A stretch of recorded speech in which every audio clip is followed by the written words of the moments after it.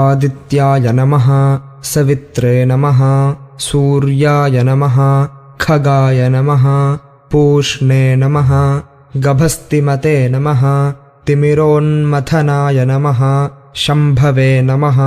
त्वष्ट्रे नमः मार्तण्डाय नमः आशुगाय नमः हिरण्यगर्भाय नमः कपिलाय नमः तपनाय नमः भास्कराय नमः रवये नमः अग्निगर्भाय नमः अदितेः पुत्राय नमः अंशुमते नमः तिमिरनाशनाय नमः अंशुमालिने नमः तमोघ्ने नमः तेजसां निधये नमः आतपिने नमः मण्डलिने नमः मृत्यवे नमः कपिलाय नमः हरये नमः विश्वाय नमः महातेजसे नमः सर्वरत्नप्रभाकराय नमः सर्वतापनाय नमः ऋग्यजुस्सामभाविताय नमः प्राणविकरणाय नमः मित्राय नमः सुप्रदीपाय नमः मनोजवाय नमः यज्ञेशाय नमः गोपतये नमः श्रीमते नमः भूतज्ञाय नमः क्लेशनाशनाय नमः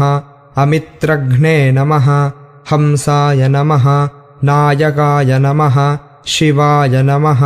प्रियदर्शनाय नमः शुद्धाय नमः विरोचनाय नमः केशिने नमः सहस्रांशवे नमः प्रतर्दनाय नमः धर्मरश्मये नमः पतंगाय नमः विशालाय नमः विश्वसंस्तुताय नमः दुर्विज्ञेयाय नमः शूराय नमः तेजोराशये नमः महायशसे नमः भ्राजिष्णवे नमः ज्योतिषामीशाय नमः